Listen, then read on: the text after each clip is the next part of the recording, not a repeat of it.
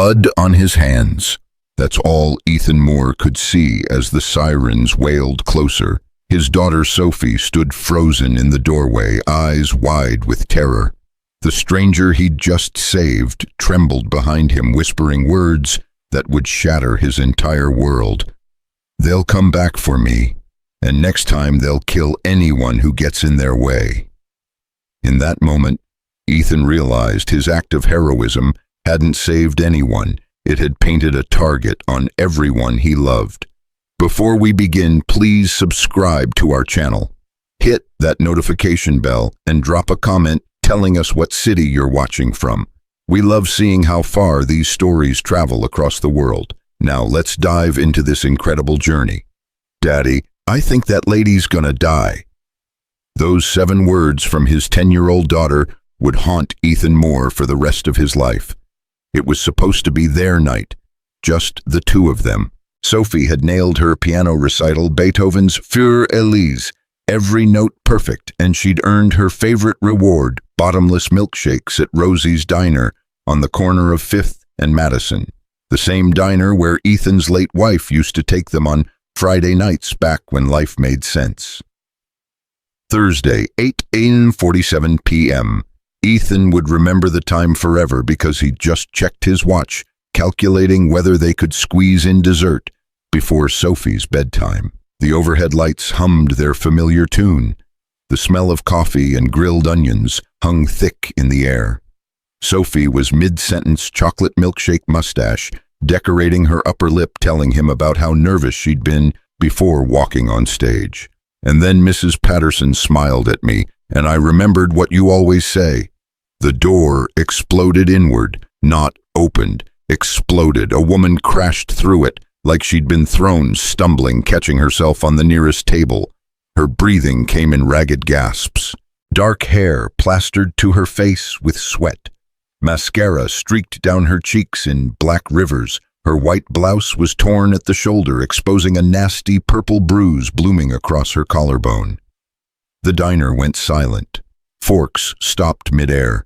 Conversations died on people's lips. Ethan's military instincts, the ones he'd tried to bury 6 years ago when he'd left the army to become a single dad, kicked in immediately. He stood, putting himself between Sophie and the door. "Stay in the booth, sweetheart." "But Daddy." "Stay." The woman's eyes darted around the diner, wild, desperate. She was looking for somewhere to hide, someone to help. Her gaze landed on Ethan for a split second, just long enough for him to see the raw terror living there, before she looked away, stumbling toward the bathroom. She didn't make it 3 steps. 2 men burst through the door behind her, both wearing black leather jackets despite the warm Chicago evening, both with faces that had seen violence and liked it. The first one was tall, lanky, with a spiderweb tattoo crawling up his neck.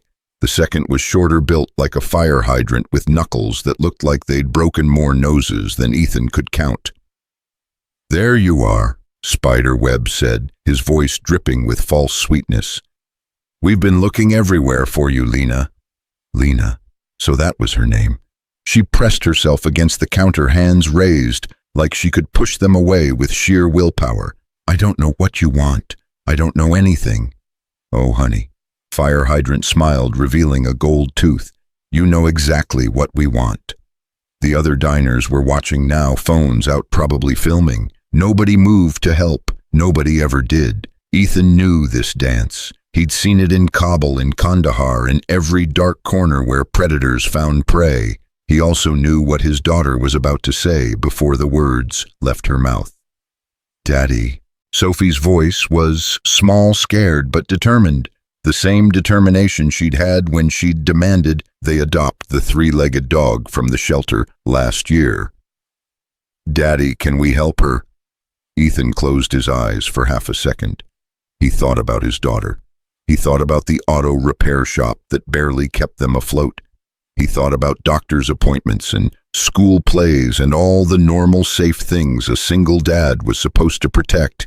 He thought about his wife Rachel, who'd made him promise on her deathbed, "Take care of our girl, keep her safe, don't be a hero anymore." Then he looked at Lena, really looked at her, and saw what everyone else was trying not to see, a human being who'd run out of options, a woman who'd chosen a public place as her last desperate stand because she knew these men wouldn't stop. "Yeah, baby," he heard himself say.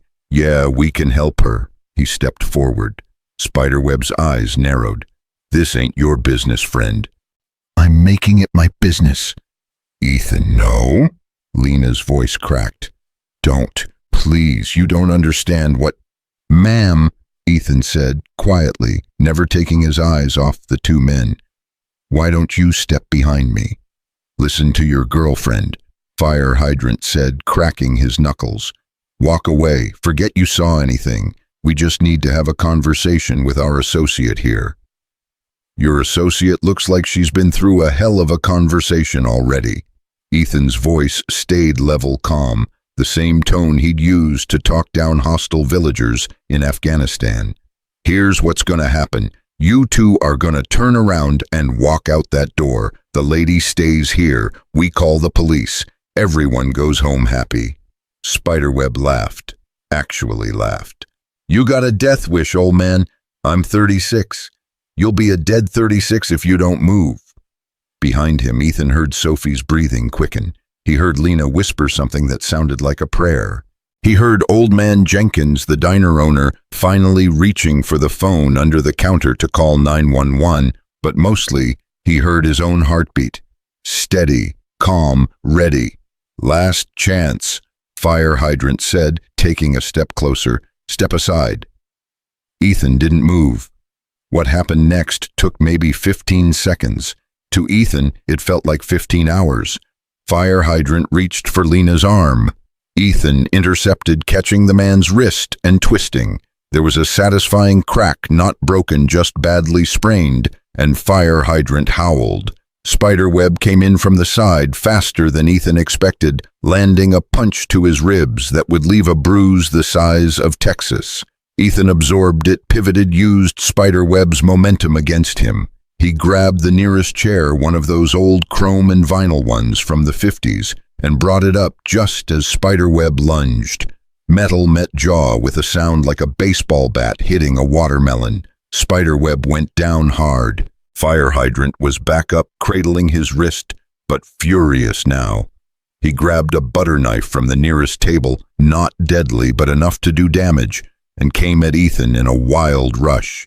Ethan sidestepped, caught Fire Hydrant's arm, and used his own momentum to send him crashing into the jukebox. Glass shattered. The jukebox jumped to a different song. Patsy Cline started singing Crazy as Fire Hydrant slumped to the floor, dazed. The whole diner erupted in chaos. People screaming, scrambling for the exit.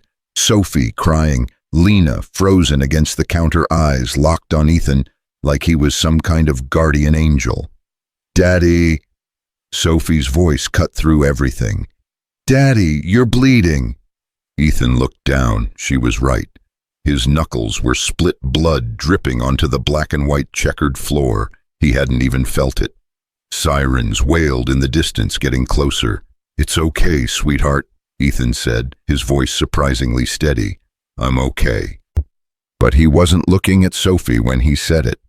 He was looking at Lena, who'd slid down the counter to the floor, her whole body shaking with silent sobs. The police burst in 3 minutes later, Officers Martinez and Chen, both of whom knew Ethan from the neighborhood. They took one look at the scene and immediately separated everyone. Spiderweb and Fire Hydrant were cuffed, read their rights loaded into separate patrol cars. Both were shouting about pressing charges, about assault, about how Ethan had attacked them unprovoked. "That true?" Officer Martinez asked Ethan, pulling him aside. "Ask the 30 witnesses who filmed it on their phones." Martinez nodded slowly. "And the woman?" They both looked over at Lena, who was now sitting in a booth, wrapped in someone's jacket, staring at nothing. Officer Chen was trying to ask her questions, but Lena wasn't responding, just shaking her head over and over. "She got a name?" Martinez asked. "Lena, that's all I know." "She gonna press charges?" Ethan watched as Chen tried again and again. Lena shook her head, fear rolling off her in waves. "I don't think so," Ethan said quietly. Martinez cursed under his breath. Without her testimony, those two walk. You know that, right? Self-defense only goes so far when the victim won't corroborate. I know. Ethan. Martinez put a hand on his shoulder. I've known you since you moved here. You're a good guy. Good dad. But you can't save everyone. I know that too. But even as he said it, Ethan found himself watching Lena, watching the way she flinched every time someone moved too quickly, the way she kept looking at the door like those men might come back, the way she seemed to be trying to make herself as small as possible, like if she just disappeared enough, the world would forget she existed. Officer Chen walked over, shaking her head. She won't talk, won't give us a statement, won't even confirm her full name. Can you at least get her somewhere safe? Ethan asked. She's an adult. If she won't press charges, won't ask for help, there's not much we can do. Chen looked frustrated. Best I can offer is a ride wherever she wants to go. That's it. That's the law. They finished taking statements, collected phone numbers from witnesses, took photos of Ethan's injuries for the report. The whole time. Sophie sat in their booth, hugging herself, watching her father like she was seeing him for the first time. An hour later, the police cleared out. Old man Jenkins started cleaning up the broken glass, muttering about insurance and deductibles. The other diners had long since scattered their meals, half-eaten, their night out ruined. Ethan walked over to Lena's booth. She looked up at him with red, swollen eyes.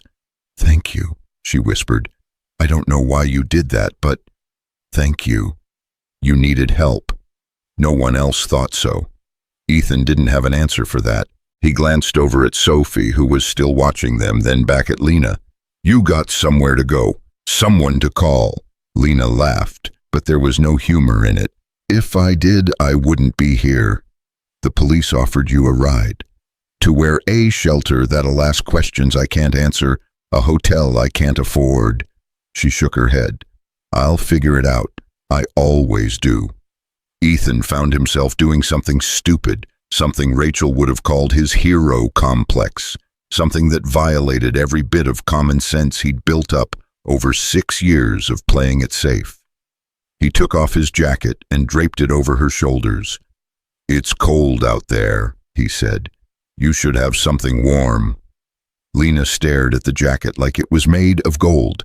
Her fingers trembled as she pulled it tighter around herself. "I can't." "Yes, you can. Bring it back when you're ready."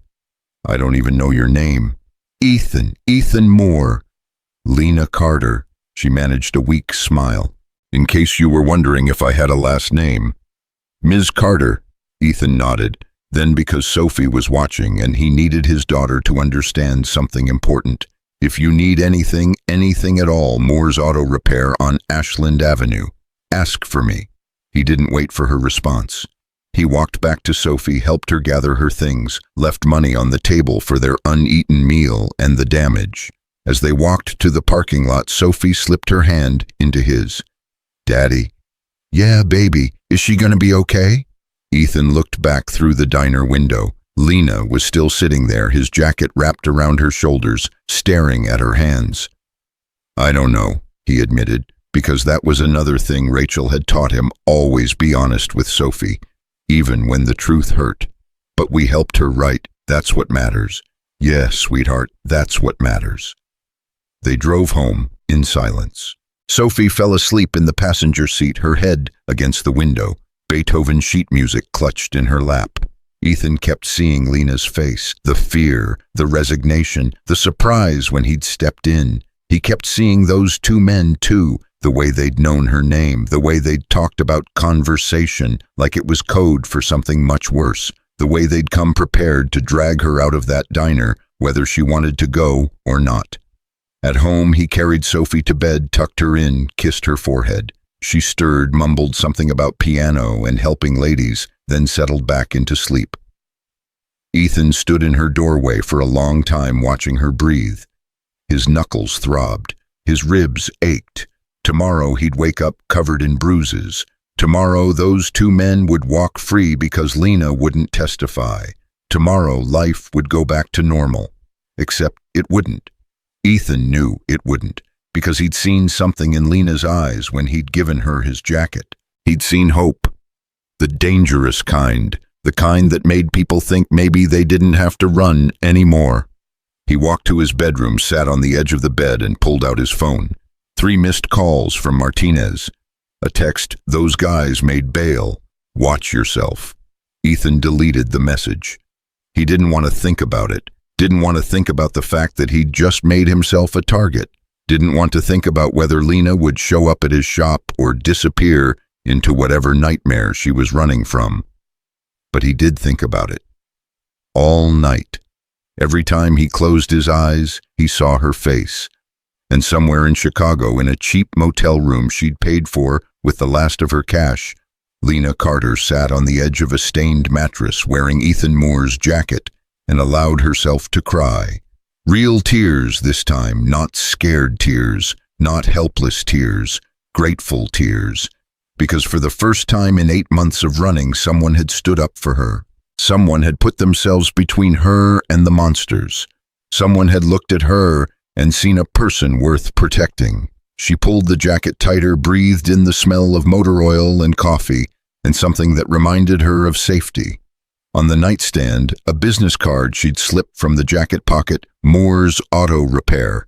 Ethan Moore, proprietor, Ashland Avenue.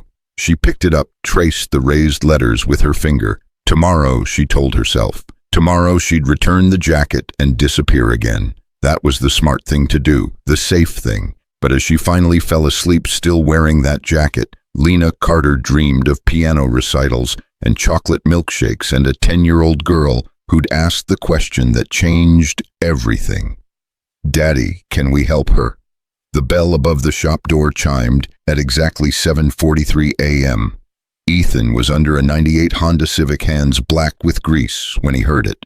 He didn't think much of it. Customers sometimes showed up early, desperate for their cars before work.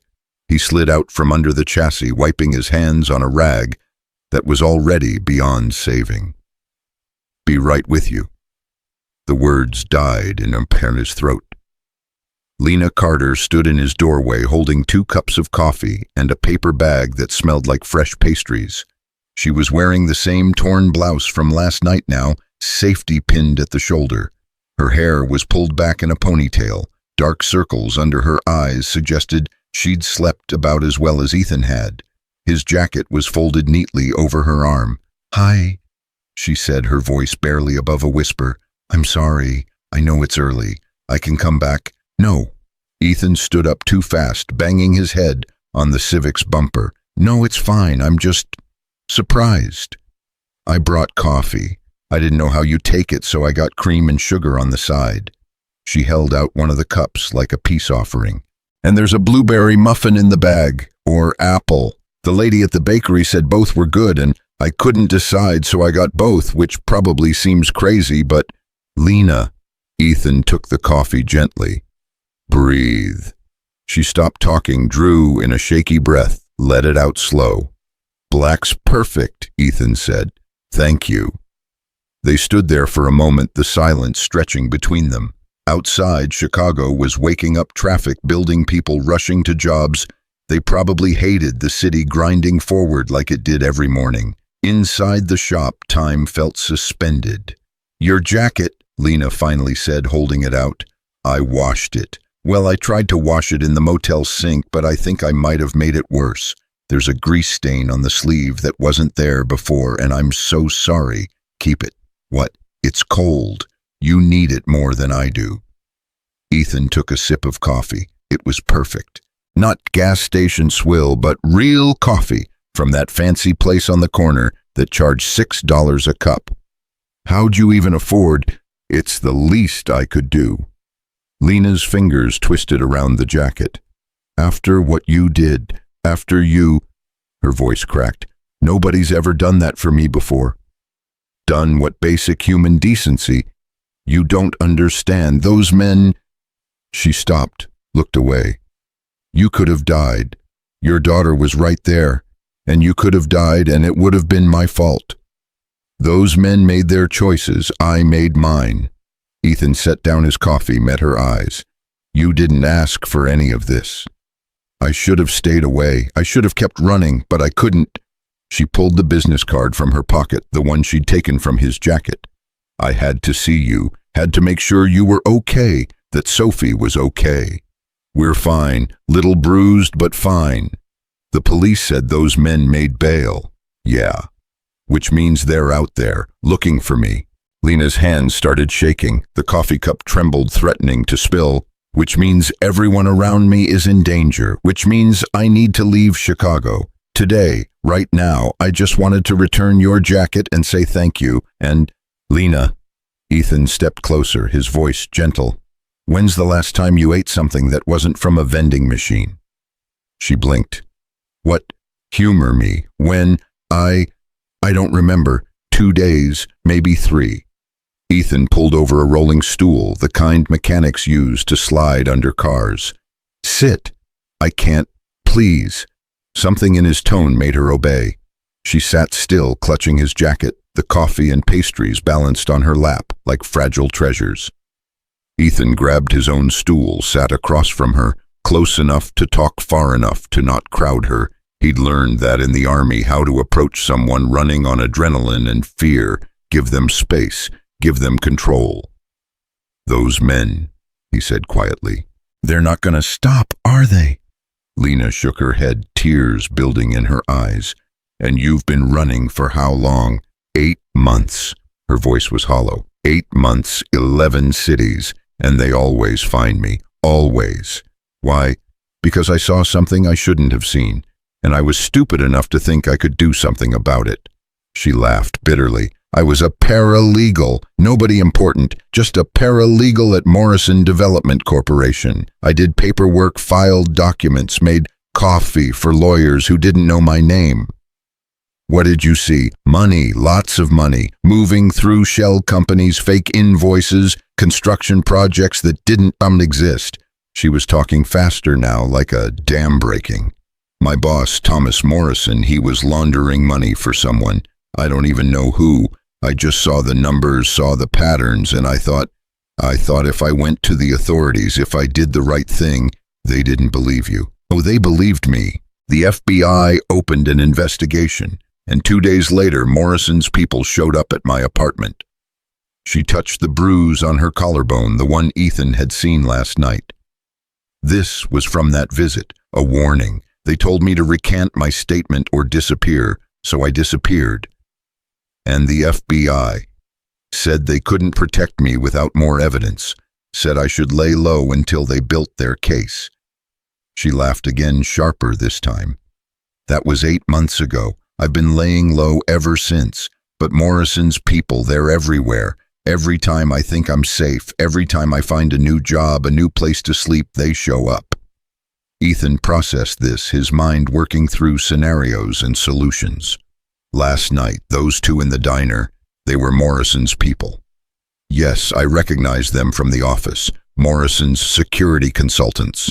She made air quotes with trembling fingers, which is a fancy way of saying thugs with better dental insurance. And now they know you're in Chicago, which is why I have to leave. Today. If they come back and find me, if they hurt you or Sophie because I was selfish enough to, you're not leaving. Lena stared at him. What? I said you're not leaving. Ethan leaned forward. Running hasn't worked. 8 months, 11 cities. They keep finding you because you're alone. You're easy prey. But what if you weren't alone anymore? Ethan, you can't. I need help at the shop.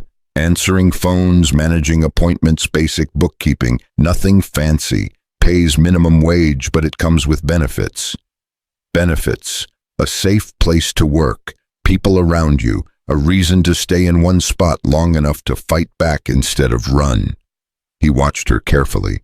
Unless you want to keep living out of motel rooms for the rest of your life. Lena's eyes filled with tears. You're insane. You have a daughter. You have a life. You can't just... My daughter was the one who asked me to help you. Should I tell her I changed my mind because it got complicated? That's not fair.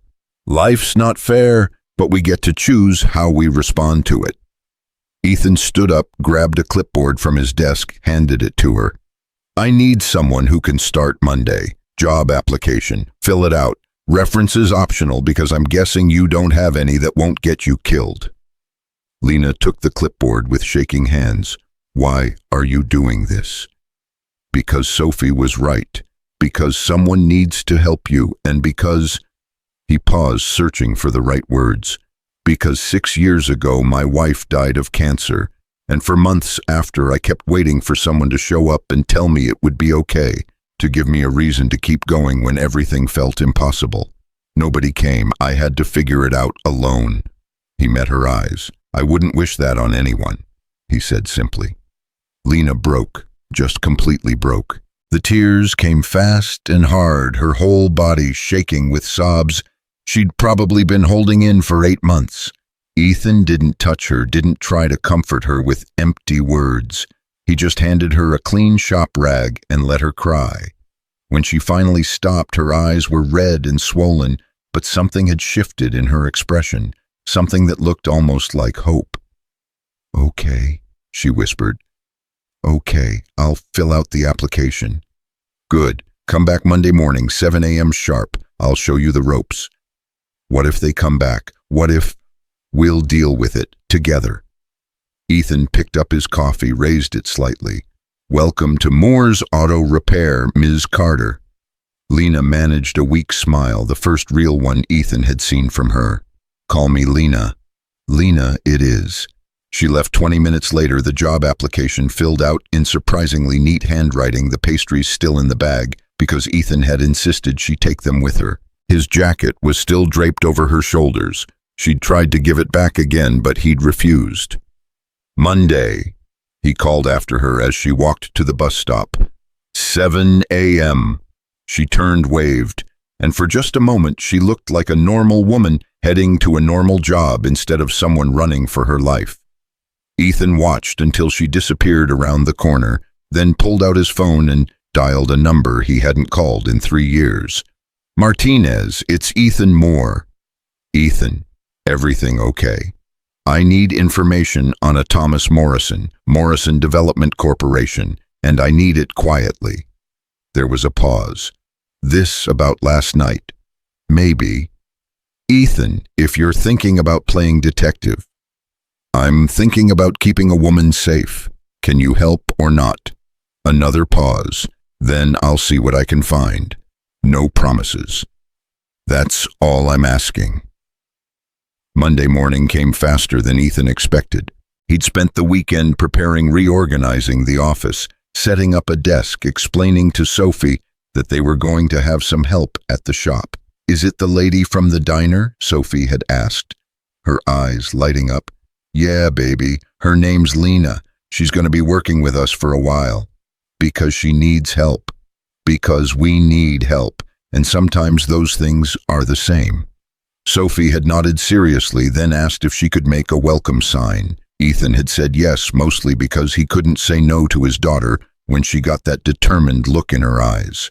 Now it was Monday, 6:55 a.m., and Ethan was rearranging the desk for the third time, wondering if he'd made a massive mistake. The bell chimed at 6:58. Lena walked in wearing clothes that actually fit black pants, a simple blue blouse, her hair pulled back professionally. She looked nervous but determined.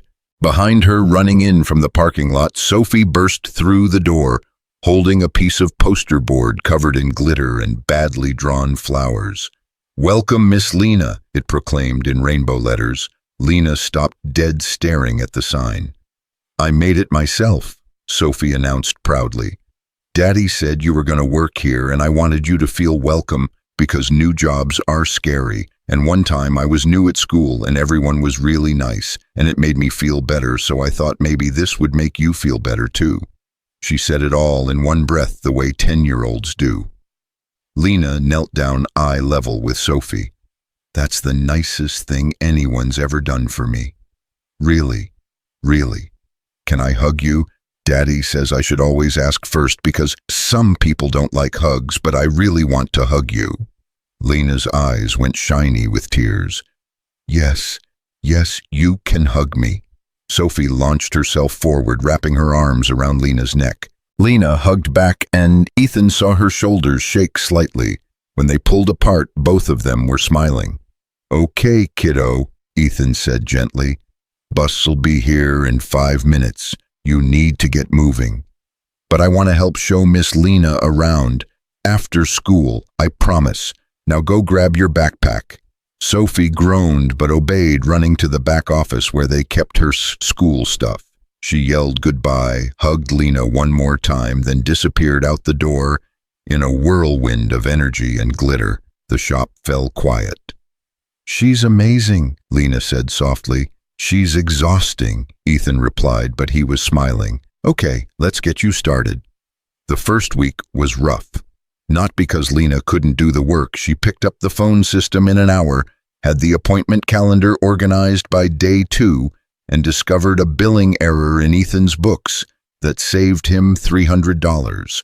But every time a car backfired outside, she flinched. Every time the door opened unexpectedly, her hand went to her throat. Every time a customer raised their voice, even just from frustration about repair costs, she went pale.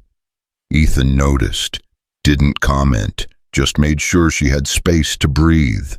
Sophie noticed too, started bringing extra cookies in her lunchbox, leaving them on Lena's desk with little notes. You got this. Bad days don't last forever. Smile, you're awesome. By Friday, Lena was smiling more, still jumping at loud noises, still checking the parking lot every 10 minutes, but smiling. Friday afternoon, after the last customer left, Ethan found her staring at Sophie's welcome sign, which they'd hung on the office wall. Thank you, she said without turning around, for giving me a chance, for not treating me like I'm broken. You're not broken. You're surviving. There's a difference. Sometimes it doesn't feel different. I know. She turned to face him. Those men, Morrison's people, they haven't shown up all week. I keep waiting for it, keep expecting them to burst through that door, but maybe they moved on. Maybe they're looking somewhere else. Or maybe they're watching, waiting for the right moment. Ethan couldn't argue with that. He'd been watching the parking lot too, had started varying his route home, had installed a new deadbolt on his apartment door, just in case. We'll handle it if they come, he said. That's all we can do. Lena nodded, but the fear didn't leave her eyes. That night, Sophie fell asleep on the couch watching a movie. Ethan carried her to bed, tucked her in, then found himself standing at his window, looking out at the street below, watching for black SUVs, watching for men in leather jackets. His phone buzzed. Martinez. Found some info on Morrison. Not good. Call me. Ethan stepped into the hallway, dialed.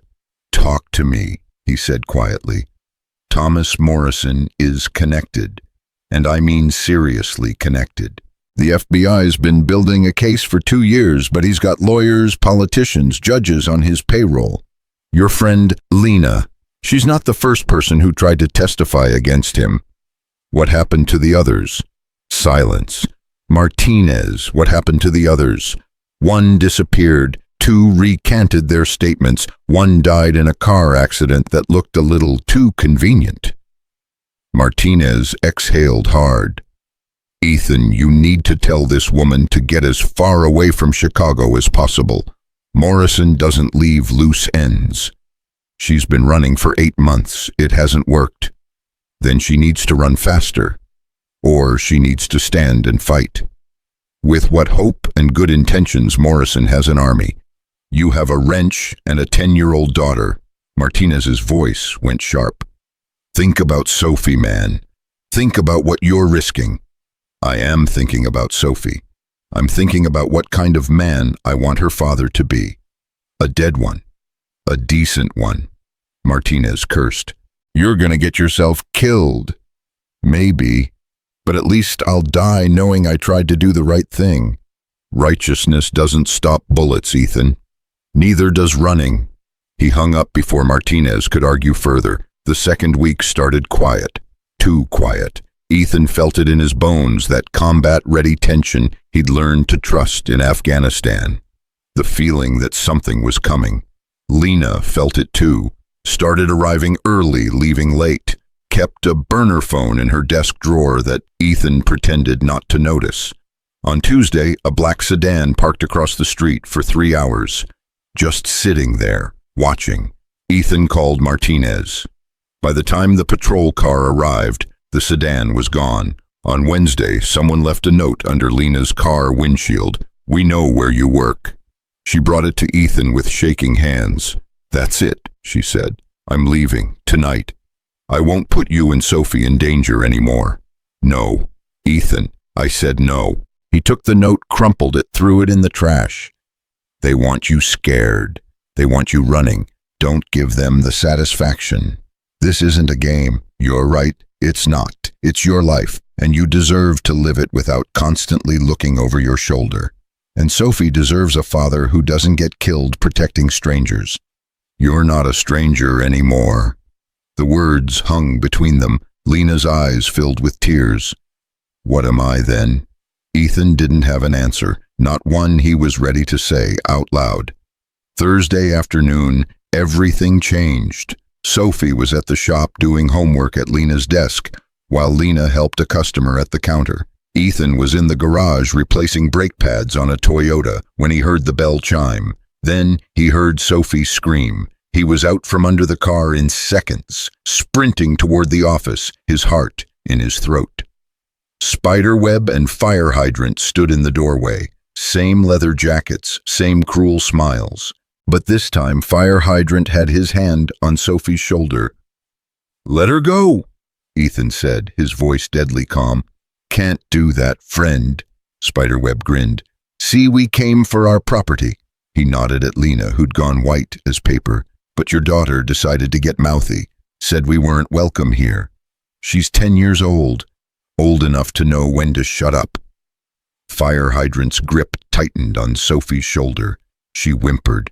Ethan's vision went red. Every combat instinct screamed at him to attack, to destroy, to eliminate the threat. But Sophie was too close. Any wrong move and she'd get hurt. "Let her go," he repeated. "Take me instead." "Daddy, no." "Sophie, it's okay, baby. Everything's okay." It wasn't okay.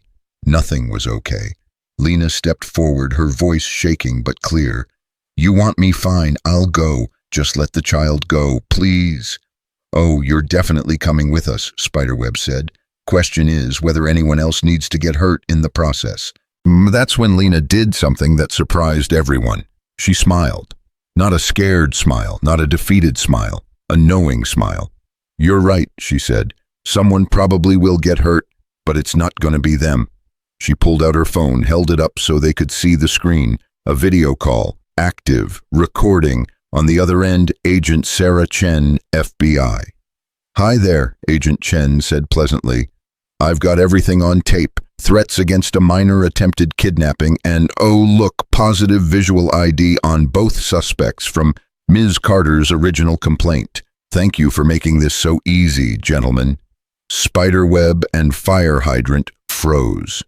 "Chicago PD is approximately 90 seconds out," Agent Chen continued. "You can run or you can wait. Either way, you're done." Fire hydrant released Sophie immediately. She ran to Ethan, who caught her in his arms, holding her so tight she gasped. Sirens wailed outside, getting closer. Spiderweb backed toward the door. Morrison will be in federal custody by end of business today," Agent Chen said. "We've got enough evidence to put him away for 30 years. Congratulations on being the final pieces of our case." The two men bolted. They made it maybe 20 feet before 4 squad cars screeched into the parking lot, officers spilling out with weapons drawn. Ethan held Sophie, watching through the window. As both men were taken down, handcuffed, read their rights for the second time in 2 weeks. Lena was still holding her phone, still on the call with Agent Chen, tears streaming down her face. "It's over," she whispered. "It's over," Agent Chen confirmed. "We'll need you for testimony, but Morrison's going down. You're safe, Ms. Carter. Finally safe." Lena dropped the phone, sank into a chair, and sobbed. Later, much later, after the police had taken statements and left, after Sophie had been checked by paramedics and declared fine despite everything, after the FBI had collected evidence and promised Lena protective custody. Until the trial, Ethan sat in his office with a cup of cold coffee and shaking hands. Sophie was asleep in the back room, exhausted from fear and adrenaline. Lena sat across from him, looking equally drained. "How long?" Ethan asked quietly. "How long have you been working with the FBI?" "Since Tuesday, when the note appeared. I called Agent Chen, told her I was done running, that it was time to make a stand." Lena managed a weak smile. "She said she'd been waiting 8 months for me to say that. You used yourself as bait. I used myself as someone worth protecting. There's a difference." She echoed his words from their first day. "You taught me that." Ethan didn't know what to say. "I'm sorry," Lena continued. "I'm sorry I put you and Sophie in danger. I'm sorry I didn't tell you about the FBI plan. I couldn't keep running, and I couldn't let them hurt the people who'd actually shown me kindness. It worked out this time, but what if it hadn't? What if Sophie had? But she didn't. She's fine. We're all fine." Ethan set down his coffee cup. "And Morrison's going to prison." "Yeah." Lena laughed shakily. "Yeah, he is." They sat in silence, processing everything that had happened. Finally, Lena spoke. "I should go. FBI's putting me up in a hotel until the trial. Witness protection protocol." "For how long?" "Could be weeks, could be months. Depends on how fast they move the case." She stood, grabbed her purse. "I'll understand if you need to hire someone else for the shop. I've caused enough chaos in your life. The job will be here when you get back." Lena stopped, turned. "You mean that Sophie would kill me if I didn't? She's already planning to teach you how to braid hair when this is all over." For the first time since this whole nightmare started, Lena laughed. Really laughed. The sound filled the shop like music. "Tell her I'm looking forward to it," she said. Then she left, escorted by 2 FBI agents in an unmarked car, disappearing into the Chicago night with the promise of maybe finally getting her life back. Ethan locked up the shop, woke Sophie, gently carried her to the car. "Is Miss Lena okay?" Sophie mumbled against his shoulder. "Yeah, baby. She's gonna be just fine." "Good. I like her." "Me too, sweetheart. Me too." As Ethan drove home through the quiet streets, he thought about choices, about the moment in that diner when Sophie had asked if they could help, about the moment this morning when everything could have gone wrong, but didn't, about how sometimes doing the right thing meant risking everything, and about how sometimes, just sometimes, it actually worked out. 3 weeks passed before Lena came back to the shop. 3 weeks of Sophie asking every single morning if today was the day Miss Lena would return. 3 weeks of Ethan answering phones himself and realizing just how much he'd come to rely on her organizational skills. 3 weeks of the office feeling emptier than it had any right to feel. When she finally walked through the door on a Tuesday morning, she looked different, rested. The dark circles were gone. Her hair was cut shorter, professional. She was wearing a gray blazer that made her look like someone who worked in an office instead of someone running for her life. Sophie launched herself across the shop before Ethan could even say hello. "Miss Lena, you're back. I missed you so much. Did the FBI treat you nice? Daddy said they were keeping you safe, and I made you 17 drawings, but he said I couldn't mail them because of security or something. So I saved them all, and they're in my backpack, and—" "Sophie," Ethan called gently. "Let the woman breathe." Lena was laughing, tears already forming in her eyes as she hugged Sophie back. "I missed you too, sweetheart, so much." "Are you back for real, like forever back?" Lena looked up at Ethan over Sophie's head. Something passed between them, a question neither of them had quite asked yet. "I'm back," Lena said, "for as long as you'll have me." Sophie squealed and hugged her tighter. The morning rush kept them busy, oil changes, tire rotations, a transmission that needed Ethan's full attention.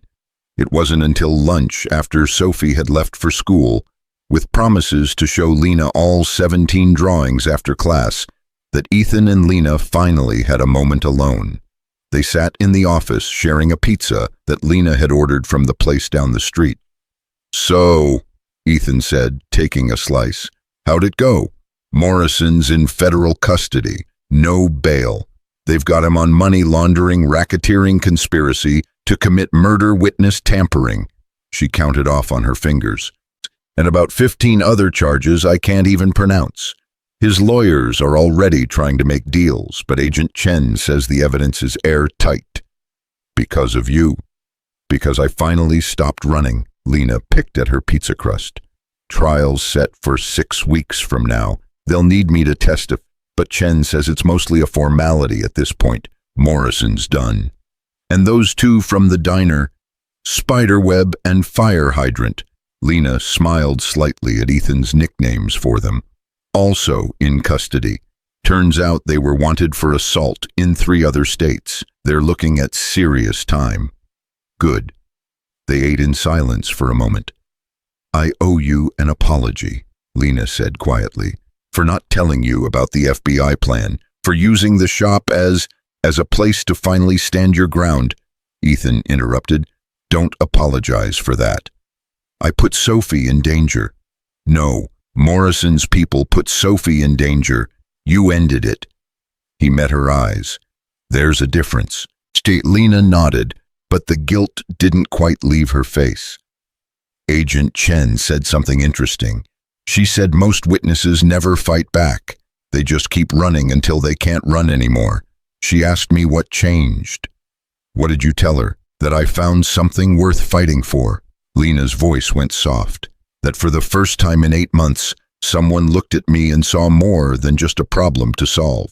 You and Sophie, you saw a person, and I couldn't let Morrison take that away." Ethan didn't know what to say to that, so he did what he always did when emotions got complicated. He changed the subject. "The books are a mess without you. I think I accidentally scheduled 3 people for the same time slot yesterday." Lena laughed, grateful for the deflection. "Well, I guess you really do need me then." "Guess so." The weeks that followed fell into a rhythm. Lena arrived every morning at 7, usually with coffee for both of them. She'd organize the day's appointments, handle customer calls, manage invoices that Ethan had been neglecting for months. Sophie would burst in after school, dump her backpack in the corner, and spend the next 2 hours doing homework at Lena's desk, while regaling her with detailed accounts of 4th-grade drama. And then Madison said that Brooklyn's shoes were ugly, but they're not ugly, they're just different. And I told Madison that being different isn't the same as being ugly. And Mrs. Patterson heard and said I was very mature, so I think Madison's mad at me now, but Brooklyn said, "Thank you, so that's good, right?" Lena would nod seriously as if this was the most important thing she'd heard all day. "That's very good, Sophie. Standing up for people is always the right choice." "That's what Daddy says too. That's why he stood up for you." "Your daddy's a smart man." "I know, he's the best." Sophie would lean closer, dropping her voice to a conspiratorial whisper. "But don't tell him I said that. He'll get a big head." Ethan, listening from the garage, would smile to himself and pretend he hadn't heard. One evening, about 5 weeks after Lena's return, Ethan locked up the shop to find Sophie and Lena sitting on the curb outside sharing a bag of gummy bears and watching the sunset paint the Chicago sky in shades of orange and pink. "What are we doing out here?" he asked. "Miss Lena's teaching me about the stars," Sophie said. "Did you know that the light from stars takes so long to get here that some of them might not even exist anymore? We're seeing the past. That's pretty heavy for a Tuesday." "She asked," Lena said, shrugging. "I used to love astronomy, before everything got complicated." "What else did you love?" "Before," Lena thought about it. "Reading, old bookstores, the kind that smell like paper and dust, hiking on weekends, my mom's lasagna recipe that I never learned because I always thought there'd be more time." "Is your mom?" "She died when I was 23, car accident." Lena's voice was matter-of-fact, but Ethan heard the old pain underneath. It's just me now. No siblings, no other family, which made it easier to disappear, I guess. Nobody to miss me. Sophie looked up at her with wide eyes. I'd miss you if you disappeared. Yeah? Lena's voice cracked slightly. Yeah, a lot. Lena pulled Sophie closer, wrapped an arm around her shoulders. Well, I'm not disappearing. Not anymore. Ethan watched them. These two people who'd somehow become essential to his daily life, and felt something shift in his chest. Something that felt dangerously close to hope. That night, after dropping Sophie at home with a neighbor who sometimes watched her in the evenings, Ethan drove back to the shop. He'd told Sophie he needed to finish some paperwork, but really, he just needed to think. He found Lena still there, sitting at her desk under the harsh fluorescent lights, staring at her computer screen. Thought you went home, he said. She jumped, startled. Sorry, I got caught up in these invoices and lost track of time. I should go. It's fine. I came back to work on some stuff too. He grabbed a beer from the mini fridge he kept in the corner, held one up questioningly. You drink, I do now. He tossed her one, grabbed another for himself, pulled up a stool next to her desk. They sat in comfortable silence, the kind that only develops between people who've been through something together. Can I ask you something? Lena said finally. Shoot. Why'd you really hire me? And don't say it was because you needed help at the shop. You managed fine for years before I showed up. Ethan took a long drink, considering his answer. You remember what I told you about my wife, Rachel? You said she died of cancer. Stage 4 pancreatic. Diagnosed on Sophie's 4th birthday. Gone 6 months later. He stared at his beer bottle. Those 6 months were hell. Watching her fade, trying to be strong for Sophie, knowing there was nothing I could do to stop it. After she died, I spent a year just existing, going through the motions, taking care of Sophie because I had to, not because I wanted to. What changed? Sophie did. One day she looked at me and said, Daddy, are you sad because Mommy's gone or because you forgot how to be happy? She was 5 years old. Lena let out a soft breath. Wise kid. Terrifying kid, more like. Ethan smiled despite himself. But she was right. I'd forgotten that life happens whether you're ready or not. That you can either hide from it or face it head on. So I hired you because when you walked through that door, I saw someone who needed to remember that same lesson, and I figured maybe we could help each other remember it. Lena was quiet for a long moment. Did it work? You tell me. You still running? No, for the first time in 8 months, I'm actually standing still. Then yeah, it worked. They finished their beers in silence. When Lena finally stood to leave, she paused at the door. Thank you, Ethan, for everything. For giving me a chance when you had every reason not to. For not treating me like I was broken. For, her voice caught, for being exactly what I needed when I needed it most. Same to you, Lena. Same to you. The trial began on a cold Monday in early November. Lena had been nervous for days, barely eating, checking her phone constantly for updates from Agent Chen. Ethan offered to go with her, but she'd refused. You've done enough. I need to do this part myself. She was on the stand for 6 hours over 2 days. When she came back to the shop on Wednesday afternoon, she looked exhausted but lighter somehow, like she'd finally put down a weight she'd been carrying for too long. How'd it go? Ethan asked. Morrison's lawyer tried to make me look like a liar, said I was just a disgruntled employee making things up for attention. Lena smiled grimly.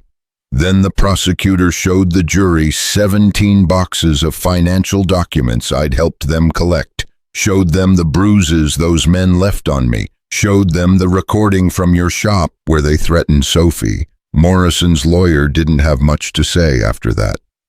When's the verdict? Could be days, could be weeks. Jury's deliberating now. She sank into her desk chair, but Chen seems confident. And after, when it's all over, Lena looked at him, and for a moment Ethan saw something like fear flash across her face. I don't know. I haven't let myself think that far ahead. But she was lying. Ethan could tell. She'd thought about it plenty. The verdict came down on a Friday. Guilty on all counts. Morrison was facing 47 years in federal prison. His associates, including Spiderweb and Fire Hydrant, took plea deals for reduced sentences in exchange for testimony against others in Morrison's network. Agent Chen called Lena personally to tell her, "You did it. You actually did it. You brought down one of the biggest money laundering operations in the Midwest." Lena cried, not scared tears this time, not exhausted tears, relief tears. That night, Ethan closed the shop early. He took Lena and Sophie out to dinner at a nice restaurant, the kind with cloth napkins and waiters who introduced themselves. Sophie ordered spaghetti and got sauce all over her face. Lena laughed more than Ethan had ever heard her laugh. And for a few hours, they were just three people enjoying a meal together. No danger, no fear, no running, just peace. "I have a confession," Sophie said around a mouthful of garlic bread. "I've been calling you Miss Sunshine in my head. Is that weird?" Lena nearly choked on her water. "What? Because you make things brighter, like sunshine. Daddy's been less grumpy since you started working with us." "I'm not grumpy," Ethan protested. "You're totally grumpy, but less now." Sophie turned back to Lena. "So is it okay if I call you that, Miss Sunshine?" Lena tested the words, her eyes shining. Yeah, I think I'd like that." Sophie beamed. The next few weeks were the happiest Ethan had been in 6 years. The shop was thriving. Lena had implemented a customer loyalty program that had brought in a dozen new clients. Sophie's grades were improving because Lena helped her with homework every afternoon, and Ethan found himself looking forward to mornings again, found himself smiling at stupid jokes, found himself feeling like maybe, just maybe, life could be good again. Then the letter came. Ethan was under a Chevy Silverado when he heard Lena's sharp intake of breath. He rolled out wiping oil from his hands and found her staring at an envelope like it might explode. "What is it?" "Job offer." Her voice was hollow. "In Seattle. Some law firm saw the news coverage of the Morrison trial. They want to hire me as their chief compliance officer. Fancy title, 6-figure salary, full benefits. They even offered relocation assistance." Ethan's stomach dropped. That's great, Lena. Congratulations." "Yeah, great." She didn't sound like it was great. She sounded like someone had just told her she won the lottery but had to leave her family to collect it. "Are you gonna take it?" "I don't know. It's everything I've been working toward. A chance to rebuild my career, to use what I learned from the Morrison case to actually help people.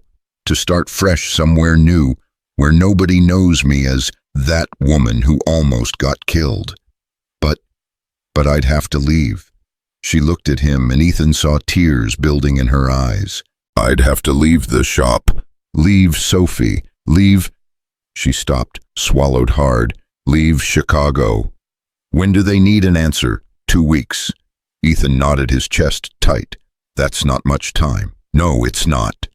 They stood there in the middle of the shop, the Silverado ticking, as it cooled, the afternoon sun slanting through the windows, and neither of them said what they were really thinking. That night, Sophie found the letter on Lena's desk. She read it twice, then marched into the garage where Ethan was closing up. "You have to stop her." "What?"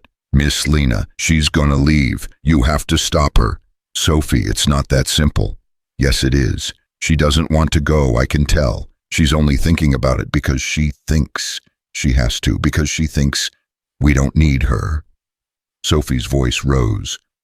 "But we do need her. I need her. Don't you?"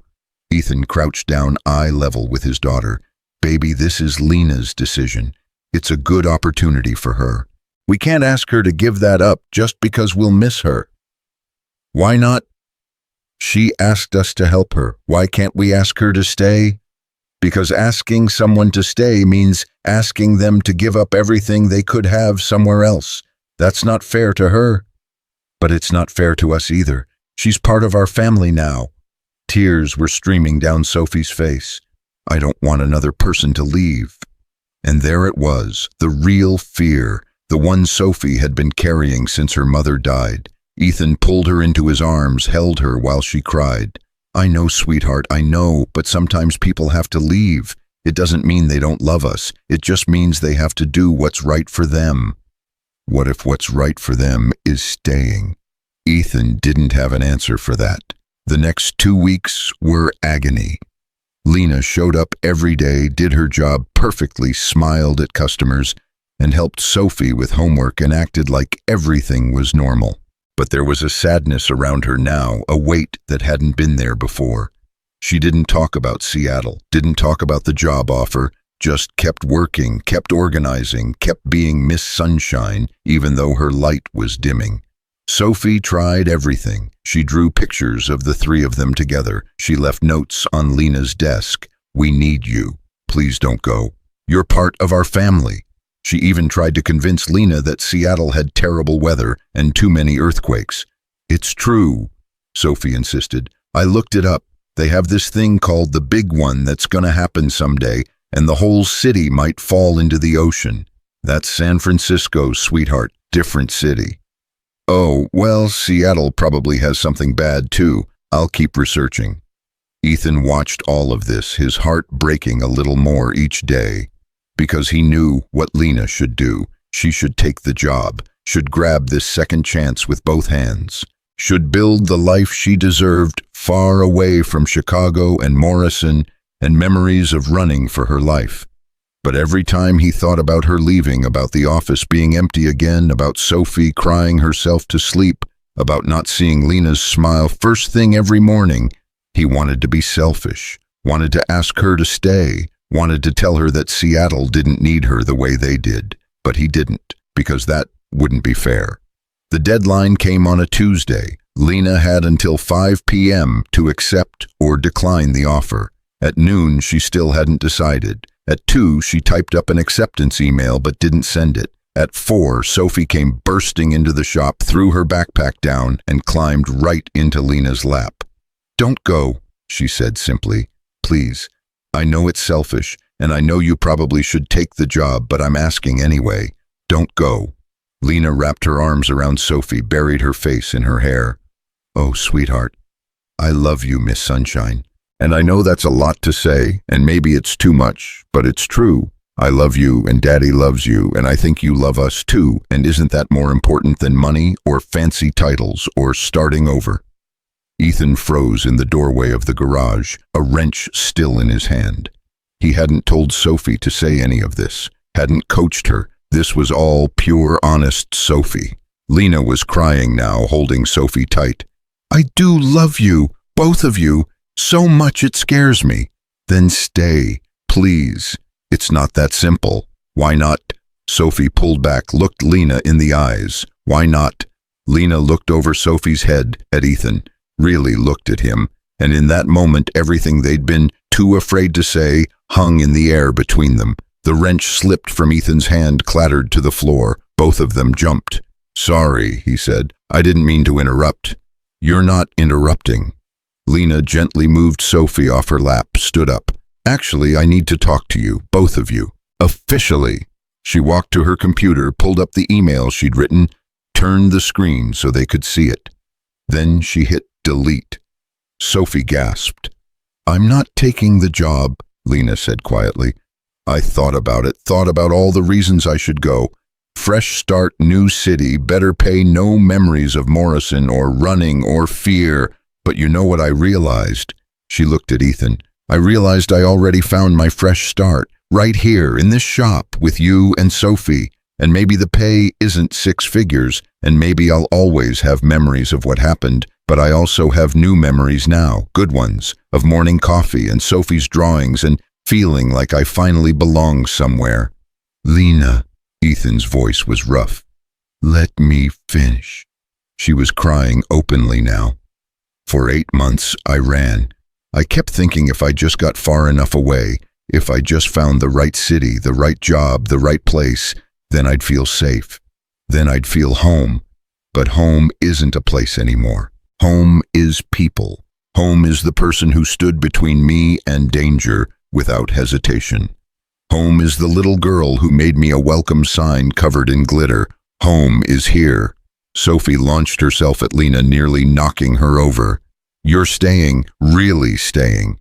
Really staying, if your dad still wants me around. Both of them turned to look at Ethan. He stood there, this man who'd spent 6 years building walls around his heart, who'd promised himself he'd never risk feeling this much again, who'd told himself that keeping Sophie safe meant keeping everyone else at arm's length. He stood there and let those walls crumble. Yeah, he said, his voice breaking. Yeah, we want you around. Sophie shrieked with joy. Lena laughed and cried at the same time, and Ethan crossed the room, put his arms around both of them, and held on like he'd finally found something worth holding on to. Outside, Chicago went about its business, cars, honking, people rushing the city, grinding forward. Inside Moore's Auto Repair, 3 people stood together in a pool of afternoon sunlight, and for the first time in longer than any of them could remember, everything felt exactly right. That moment in the shop became the moment everything shifted. The next morning, Lena showed up at 7 like always, coffee in hand, but something was different. She wasn't just the employee anymore, wasn't just the woman they'd saved. She was part of them now, and everyone could feel it. Sophie certainly felt it. She started calling Lena every night before bed just to say goodnight. Started asking if Lena wanted to come to her soccer games on Saturdays. Started casually mentioning that her mother's birthday was coming up, and maybe they could all visit the cemetery together because Mommy would have liked you, Miss Sunshine. Ethan didn't know how to handle that last one. He'd been to Rachel's grave exactly twice since the funeral, once on their anniversary, once on the day Sophie was born. Both times he'd stood there feeling nothing but emptiness, talking to a headstone like it could somehow fill the void. You don't have to, he told Lena when Sophie brought it up again. That's a lot to ask. She's not asking, she's inviting. Lena looked at him carefully. And I'd like to go, if you're okay with it. Why would you want to do that? Because Rachel was important to you and Sophie. And if I'm going to be part of this family. She stopped, the word hanging between them. I should know where you came from, all of you. So they went. The 3 of them on a Sunday afternoon in late November, when the Chicago wind cut like knives and the sky threatened snow. Sophie brought flowers, daisies, because she said her mother had loved daisies, even though Ethan couldn't remember if that was true. They stood at the grave, Sophie between them, and Ethan felt that old familiar emptiness start to creep in. But then Lena's hand found his squeezed gently, and the emptiness receded just a little. Hi, Mommy, Sophie said to the headstone. I brought someone to meet you. This is Miss Lena. She works with Daddy at the shop, and she helps me with homework, and she makes really good grilled cheese sandwiches. I think you'd like her. Ethan's throat tightened. She's not trying to replace you, Sophie continued seriously. Nobody could replace you, but she makes us happy again, and I think you'd want that. You always said we should be happy, right, Daddy? Right, baby? Sophie placed the daisies at the base of the headstone, then stepped back and took both their hands. Okay, I'm ready to go now. I just wanted Mommy to know we're okay. They walked back to the car in silence. As Ethan started the engine, Lena spoke quietly from the passenger seat. Thank you for letting me be there. Thank you for coming. She was beautiful, in the photo on the headstone. Yeah, she was. Ethan pulled out of the cemetery, and for the first time when talking about Rachel, he didn't feel like he was drowning. She would have liked you, too. She always said I needed someone who'd challenge me, keep me honest. You do that. Do I? Every single day. Lena smiled, and Ethan realized he was smiling too, but not everything was simple. Lena might have decided to stay, might have found her home, but the fear didn't disappear overnight. Sometimes Ethan would find her staring out the window, watching the parking lot with that old hunted look. Sometimes she'd flinch at loud noises, her hand going to her throat where that bruise used to be. Sometimes she'd wake up from nightmares she wouldn't talk about. He knew because she'd started staying late at the shop more often, and he'd started staying late too just to make sure she got home safe. One night, about a week after the cemetery visit, he found her sitting in the dark office, laptop closed, just staring at nothing. "Hey," he said softly. "You okay?" She jumped. "Sorry, I didn't hear you come in." "That's the point of asking if you're okay." He flipped on a desk lamp, not the harsh overhead lights. "Talk to me. It's stupid. Try me." Lena was quiet for a long moment. "I keep waiting for the other shoe to drop, for something to go wrong. Morrison's in prison, his people are scattered. The FBI says I'm safe, but I spent 8 months looking over my shoulder, and I don't know how to stop. Every time a car parks outside too long, every time someone I don't recognize walks in, I think, her voice cracked.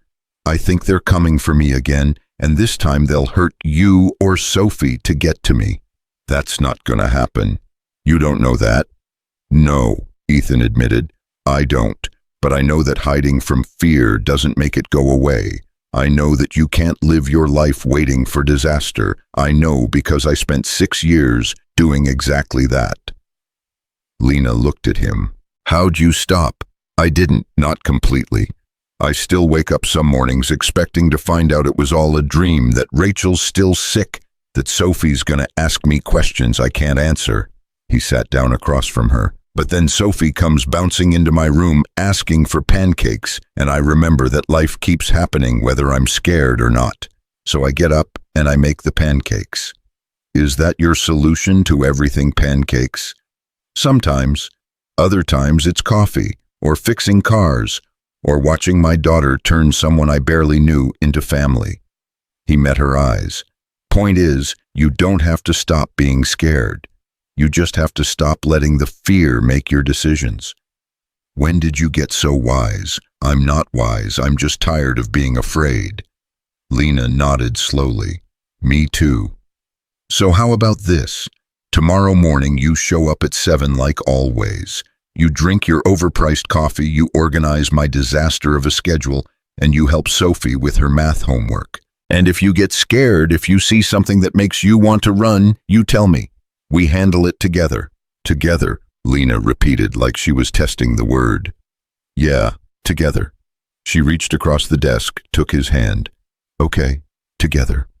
They sat like that for a while, hands clasped in the lamplight, and Ethan felt something shift again, something that felt less like responsibility and more like choice, less like saving someone and more like building something. But he didn't say that out loud. Not yet. December brought snow and Christmas decorations, and Sophie's relentless campaign to make their first holiday together the best one ever. "We need a tree," she announced one Saturday morning, "a real one, and we need to decorate the shop too, because customers like festive, right, Miss Lena?" "Customers love festive," Lena agreed, grinning at Ethan over her coffee. "And we need to make cookies, lots of cookies, and go ice skating and drive around looking at lights. And—" "Sophie," Ethan interrupted. "Breathe." "I am breathing. I'm just also planning." She pulled out a list, an actual written list from her pocket. "I made a schedule. See tree shopping on the 7th, decorating on the 8th, cookie, baking on the 14th. You made a schedule for Christmas activities. Miss Lena says organization is important." Ethan shot Lena a look. She tried to look innocent and failed. "Fine," he said. "We'll do the list, but I'm not wearing a Santa hat." "We'll see about that," Sophie said ominously. They did the list, all of it. Ethan ended up wearing not one but 3 different Santa hats over the course of 2 weeks. They bought a tree that barely fit through the shop door and decorated it with ornaments Sophie had made in school, lopsided stars and glitter-covered snowflakes that shed sparkles everywhere. They baked cookies using Rachel's recipe that Ethan had forgotten he'd saved, and Lena quietly wiped tears from her eyes when Sophie explained that Mommy always made these at Christmas. They went ice skating, which resulted in Ethan falling on his ass twice, Sophie laughing so hard she couldn't breathe, and Lena proving she was surprisingly good on skates. "Took lessons as a kid," she explained, gliding circles around them. Before my mom died, we used to go every winter." "Show off," Ethan called from the ice. She skated over, held out her hand. "Come on, I'll teach you." "I know how to skate." "Evidence suggests otherwise." Sophie giggled. Ethan took Lena's hand and let her pull him up. They drove around, looking at lights, Sophie calling out her favorites while Lena navigated, and Ethan drove slowly through neighborhoods he'd lived near for years but never really seen. And somewhere between the third block of inflatable Santas and the house that had synchronized their lights to music, Ethan realized he was happy, really genuinely happy. For the first time since Rachel died, he wasn't just going through the motions. He wasn't just surviving for Sophie's sake. He was actually living. Christmas Eve arrived with fresh snow and Sophie's insistence that they all needed matching pajamas for their first official family Christmas. "We're not Ethan started, then stopped. Because they kind of were, weren't they? Lena had spent Thanksgiving with them, had her own coffee mug in Ethan's kitchen, had a drawer in Sophie's room for the sleepovers that had become more frequent, had a key to the shop and the apartment above it that Ethan was slowly renovating into a proper living space. "Okay," he said instead. "Matching pajamas it is." Sophie's eyes went wide. "Really? Really?" She tackled him in a hug, then ran to Lena. "Did you hear that we're getting matching pajamas?" "I heard." Lena was smiling, but her eyes were suspiciously bright. "What color?" "Red with snowflakes." They found the pajamas at Target ridiculous, soft, covered in snowflakes just like Sophie wanted. That night, all three of them wore them while they sat around the tree in Ethan's apartment drinking hot chocolate and watching It's a Wonderful Life for the millionth time. Sophie fell asleep halfway through her head on Lena's shoulder. Ethan carefully lifted her, carried her to bed, tucked her in. When he came back, Lena was still on the couch, staring at the tree lights. "Penny for your thoughts," he said, sitting next to her. "I was just thinking about last Christmas. I was in a motel in Omaha, eating vending machine crackers, too scared to leave my room. And now," she gestured around them, "now I'm here, in matching pajamas, with people who—" She stopped, swallowed hard. "With people who love you," Ethan finished quietly. Lena turned to look at him. "Do you love me?" Ethan's heart hammered. They'd been dancing around this for weeks, maybe months. Neither of them quite brave enough to say it out loud. "Yeah," he said. "Yeah, I do. I probably have since you showed up with that coffee and those muffins, looking terrified but determined to say thank you. I just didn't know how to tell you." "Why not?" "Because the last person I loved died, and I spent 6 years convincing myself I'd never risk feeling that way again, that it was safer to just, yeah." He reached for her hand. "But you made hiding impossible. You and Sophie, you just barged into my life and made me remember what it felt like to care about something other than survival." Lena's tears spilled over. "I love you too, both of you, so much it terrifies me." "Good, we should be terrified together." She laughed through her tears. "Is that romantic where you come from?" "I don't know. I'm out of practice." He wiped her tears with his thumb. "But I know that I don't want you living in that motel anymore. I know that I want you here with us permanently." "Ethan, I'm not asking you to marry me, not yet. I'm just asking you to stay, really stay, not just work at the shop and go home to your temporary room. I want you here, in this apartment, in our lives, in matching Christmas pajamas every year for as long as you'll put up with us." Lena was full-on crying now. "That's the most beautiful non-proposal I've ever heard." "Is that a yes?" "That's a hell yes." He kissed her, soft and gentle and full of everything they'd been too scared to say. When they pulled apart, they were both smiling. "Merry Christmas, Lena." "Merry Christmas, Ethan." They fell asleep on the couch, wrapped in each other in cheap, matching pajamas, the tree lights twinkling in the darkness. And for the first time in 8 months, Lena slept through the night without nightmares. The next morning, Sophie found them like that. She didn't say anything, just grabbed her new camera, a gift from Lena, and took a picture. Then she climbed onto the couch between them and went back to sleep. When Ethan woke up an hour later, sandwiched between the two most important people in his world, he pulled out his phone and took his own picture.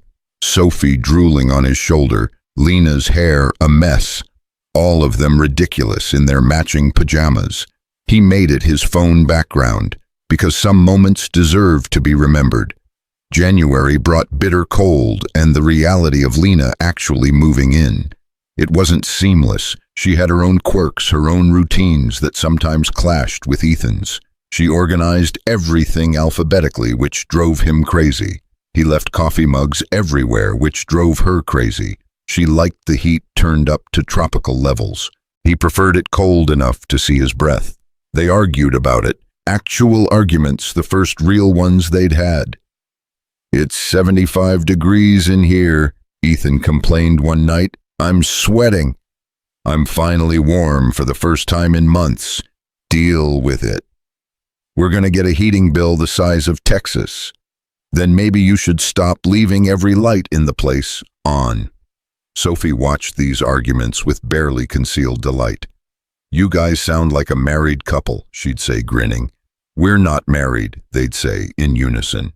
"Not yet," Sophie would reply, then skip away. But the arguments never lasted. They'd cool off, apologize, compromise. The thermostat settled at 70. Ethan started turning off lights. Lena stopped reorganizing his tools. They learned each other's boundaries, each other's triggers, each other's soft spots, and they learned how to be a family. Not a perfect family, not a traditional family, but a family nonetheless. One evening in late January, Ethan came home to find Lena and Sophie in the kitchen, covered in flour, attempting to make something that might have been bread. "What happened here? Miss Lena's teaching me to bake," Sophie announced. "We're making focaccia. It looks like a war zone." "All good cooking looks like a war zone," Lena said, wiping flour from her cheek and somehow spreading more. "Besides, we're having fun." "Clearly." Sophie threw a handful of flour at him. He dodged, laughing, then retaliated with a pinch of his own. Within seconds, all three of them were engaged in a full-scale flour war, the kitchen looking like a snow globe had exploded. When they finally stopped gasping and laughing, and covered head to toe in white powder, Lena looked at Ethan with so much joy in her eyes, it hurt. "This," she said, "this is what I was running toward all those months. I just didn't know it." Yeah. She pulled him close, flour and all. "Thank you for being here, for being home." Sophie made a gagging noise. "You guys are so gross." "You love it," Ethan said. "Unfortunately, yeah, I do." They ordered pizza that night because the focaccia was unsalvageable. They ate it on the floor, still covered in flour, and Sophie declared it the best dinner ever. Later, after Sophie was asleep and they'd finally cleaned up the kitchen disaster, Lena sat at the kitchen table with a cup of tea, staring at her hands. "What is it?" Ethan asked. "Agent Chen called today. Morrison's appeal was denied. He's going to spend the rest of his life in prison." "That's good news." "I know, it's just—" She paused. "For 8 months, my whole life was about running from him. And then it was about testifying against him. And now he's gone, really gone, and I don't know what to do with myself." "You live. You build the life you couldn't have when you were running." "I'm scared I don't remember how."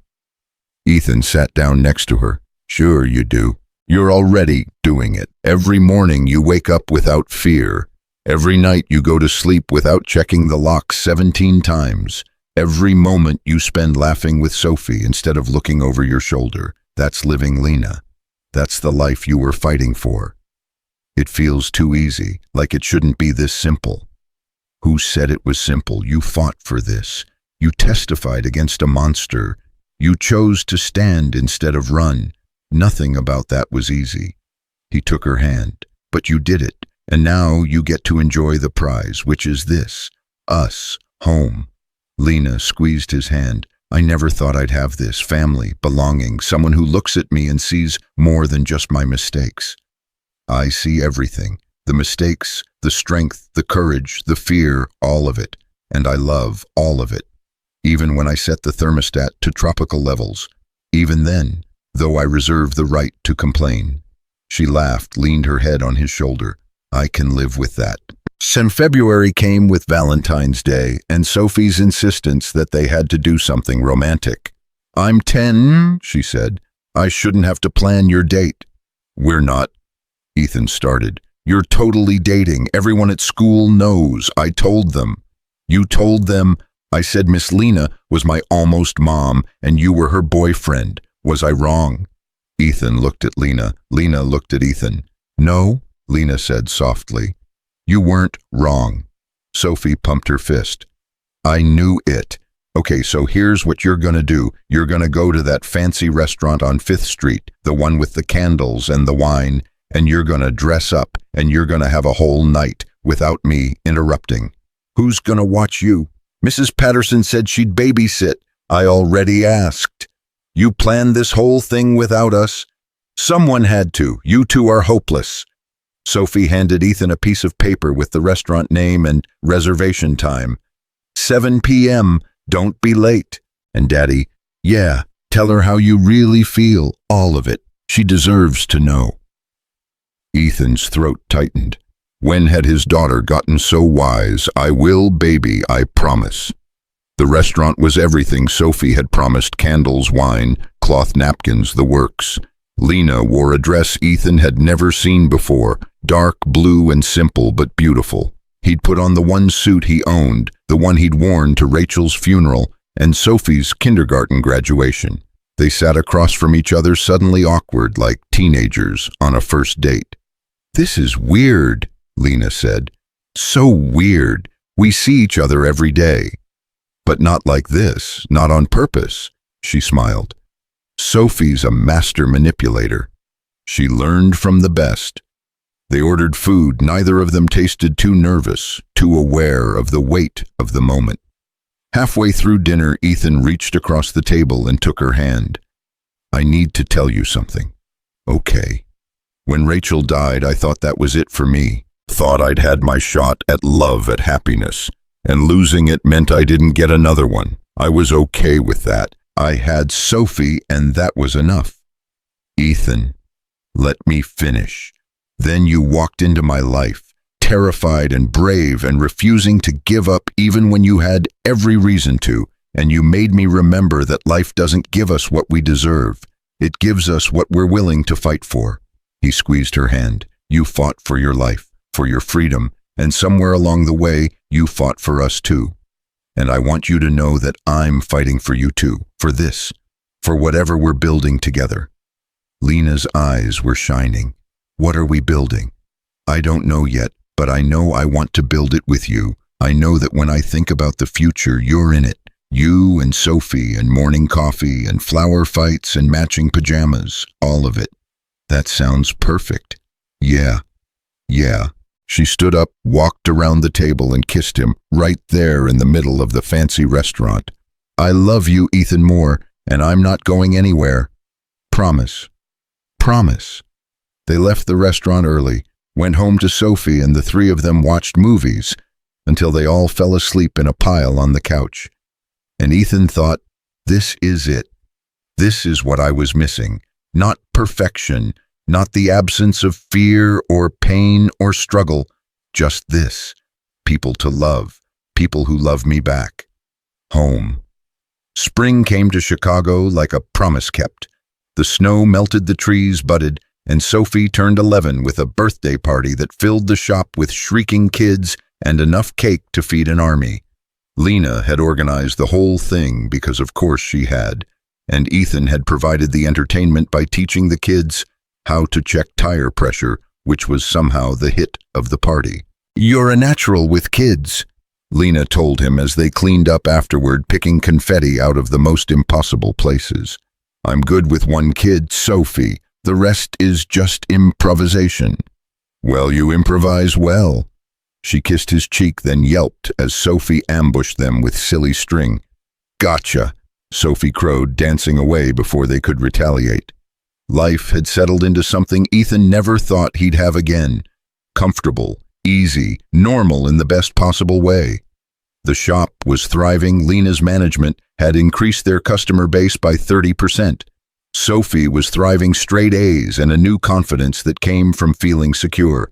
And Ethan was thriving, waking up next to someone he loved, falling asleep grateful, and spending his days doing work that mattered with people who mattered more. But comfortable had a way of making you forget that life always had one more curveball. It came on a Tuesday in late April. Ethan was replacing the clutch on a beat-up Honda when he heard Lena's sharp intake of breath from the office. He'd learned that sound. It usually meant trouble. He found her staring at her laptop, her face pale. "What is it?" "Email from the National Legal Ethics Association." Her voice was flat. "They want to honor me at their annual conference, give me an award for extraordinary courage in upholding legal and ethical standards. They want me to give a keynote speech." "That's amazing, Lena. You deserve. It's in Seattle." Ethan's stomach dropped. "Oh. Conference is in 3 months. They'll pay for everything, flight, hotel, the works. They want me to come a week early, meet with law firms who are interested in hiring me.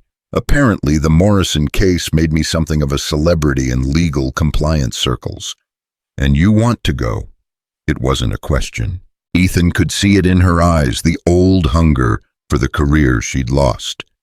The validation she'd been running from for so long, the chance to be seen as more than just a victim who got lucky. "I don't know," Lena said, but she did know. They both knew. "You should go." "Ethan, I'm serious. This is important. This is everything you worked for." "What about the shop? What about Sophie?"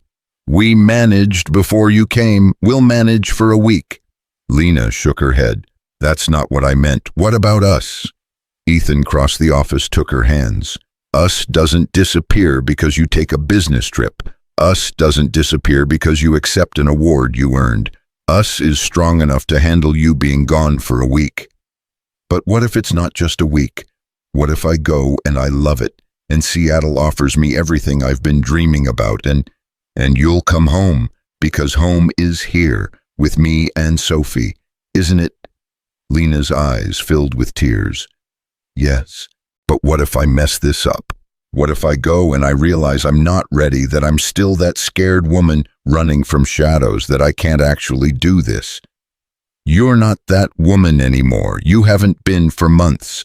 You're Lena Carter, the woman who brought down Thomas Morrison, the woman who stood up when everyone else told her to stay down, the woman Sophie calls Miss Sunshine." He wiped her tears. "And if you're scared, that's okay. But you don't let fear make your decisions anymore. Remember," she laughed through her tears, "you're too good at throwing my own words back at me. Learned from the best." That night they told Sophie over dinner. "Seattle." Sophie's fork stopped midway to her mouth. "That's so far." "Just for a week, sweetheart," Lena said. "I'll be back before you know it." "But what if you like it better there? What if you don't come back?" There it was, the fear they were all dancing around. Lena got up, knelt beside Sophie's chair. "Listen to me. I'm coming back. I promise. Nothing in Seattle is worth more than what I have here. Nothing. You promise for real, not just saying it to make me feel better." "I promise for real. Cross my heart." Lena made the gesture. "This is my home now, you and your dad, this shop, this crazy city that's too cold in winter and too hot in summer, all of it. I'm just going to accept an award and show some fancy lawyers that I know what I'm doing. Then I'm coming straight back." Sophie studied her face for a long moment, then nodded. "Okay, but you have to call me every night, every single night, and bring me back something cool. Deal?" "And Miss Lena," Sophie's voice went small, "hurry home, because we'll miss you a lot." Lena pulled her into a hug. "I'll miss you too, baby. So much." The weeks before the conference flew by too fast. Ethan helped Lena prepare her speech. She must have rewritten it 20 times, never satisfied, always finding something to fix. Sophie made her a good luck charm, a bracelet woven from friendship thread, each color representing something. "Pink is for love, blue is for courage, and yellow is for sunshine," Sophie explained, tying it around Lena's wrist. So you remember, we're always with you. I'll never take it off, Lena promised. The night before her flight, they stayed up late. Sophie had finally gone to bed, exhausted from trying to stay awake, leaving Ethan and Lena alone in the kitchen. I'm terrified, Lena admitted. Not of Seattle, of leaving. What if something happens while I'm gone? Like what? I don't know. What if Sophie needs me? What if the shop falls apart? What if you realize you like it better when I'm not here cluttering up your life? Impossible. You're the best clutter I've ever had. Ethan pulled her close. We'll be fine. You'll be fine. And when you come back, we'll still be here waiting with terrible coffee and Sophie's dramatic stories about 5th grade. 6th grade now. See, you've already been gone too long and you haven't even left yet. She laughed despite herself, buried her face in his chest. I love you. I love you too. Now go knock 'em dead in Seattle. The morning she left, Sophie cried. Not dramatic crying, just quiet tears that broke Ethan's heart more than sobbing would have. It's only a week, he told her as they watched Lena's cab disappear down the street. I know, but it feels longer already. Yeah, it does. They went through the motions that week. Work, school, dinner, homework, bed. But everything felt slightly off, like a song played in the wrong key. Ethan burned dinner twice. Sophie forgot her lunch 3 days in a row. The shop felt too quiet without Lena's voice on the phone, her laugh. When a customer told a bad joke, her humming while she organized files. Lena called every night like promised. She told them about the conference, the lawyers who wanted to hire her, the firms offering salaries that made Ethan's head spin. She told them about Seattle's coffee shops and waterfront and the way the mountains looked in the distance. She sounded happy, excited, like she was finally stepping into the life she was meant to have. And Ethan tried to be happy for her. He really did, but there was a knot in his stomach that wouldn't go away, a voice that whispered, what if she doesn't come back? What if Seattle gives her everything we can't? On the 4th night after Lena's call, Sophie crawled into bed with him. Daddy, do you think Miss Lena's gonna stay in Seattle? She said she'd come back. But what if she changes her mind? What if we're not enough? Ethan wrapped his arms around his daughter. We're enough, baby. We're more than enough, and Lena knows that. How do you know? Because she told us, and we believe her. But that night, alone in the dark, Ethan wasn't sure he believed his own words. The conference ended. Lena was supposed to fly home on Sunday. Sunday morning, Ethan and Sophie cleaned the apartment, made a welcome home banner, and baked cookies that only sort of burned. Sunday afternoon came and went. No Lena. Sunday evening, Ethan's phone rang. Lena's number. Hey, he said, trying to keep his voice light. Your flight delayed? No, She paused. I need to talk to you about something. The knot in his stomach turned to ice. Okay. 3 firms made me offers. Really good offers. One of them, the biggest one, they want me to start in 2 weeks. They're offering twice what you pay me, full benefits, a signing bonus that would let me pay off every debt I have from the last year. Ethan closed his eyes. That's great, Lena. Really great. Ethan, you should take it. This is everything you wanted. Let me finish. Her voice was firm. They offered me all of that, and I turned them down, all 3 of them. Ethan's eyes snapped open. What? I turned them down because you were right. Home isn't Seattle. Home isn't a fancy job or a big salary or starting over somewhere new. Home is Chicago. Home is that ridiculous shop with the squeaky door. Home is Sophie's welcome banner and your terrible coffee and fighting about the thermostat. Home is you. Lena, I'm coming home, Ethan. I'm coming home and I'm staying home. For real this time. No more job offers, no more what-ifs, no more wondering if I'm making the right choice. I made my choice the day I walked into your shop with coffee and muffins. I just needed to go to Seattle to remember why. Ethan couldn't speak. His throat was too tight. Ethan, say something. You're freaking me out. When does your flight get in? Tomorrow morning, 10 a.m. We'll be there, me and Sophie, waiting. You don't have to. Yes, we do. We absolutely do. He could hear her smile through the phone. Okay, I'll see you tomorrow. Lena. Yeah, hurry home. I will. I love you. Love you too. He hung up and found Sophie standing in the doorway, hope written all over her face. She's coming home. She's coming home. Sophie launched herself at him, nearly knocking him over. I knew it. I knew she wouldn't leave us. The next morning they were at O'Hare 2 hours early. Sophie bounced on her toes, watching every person who came through arrivals like she could will Lena to appear faster. Ethan held the banner they'd made, "Welcome home, Miss Sunshine," in Sophie's messy handwriting, covered in her signature glitter. 10 a.m. came and went. 10:15, 10:30. What if she missed her flight? Sophie worried. She didn't miss her flight. The board says it landed. What if she changed her mind? What if... Sophie, breathe, she's coming. Then finally there she was, walking through the arrivals gate, pulling a suitcase, scanning the crowd. When her eyes found them, her whole face lit up. Sophie ran, full sprint, dodging people and luggage, throwing herself into Lena's arms with enough force to nearly topple them both. You came back. You actually came back. Of course I came back. Lena was crying, holding Sophie tight. I promised, didn't I? I know, but I was still scared. Me too, baby. Me too. Ethan reached them, held up the banner. Welcome home. Lena laughed and cried at the same time, pulled him into the hug. I kept the jacket, you know, your jacket from that first night. I took it to Seattle, wore it every day because it reminded me of why I was fighting to come back. The jacket I thought I'd never see again. That's the one. I never gave it back. Good, keep it. It looks better on you anyway. They stood there in the middle of O'Hare, 3 people wrapped around each other while travelers streamed past. Sophie pulled back, looked between them seriously. Okay, I have to say something important. What is it, sweetheart? Lena asked. You guys should get married.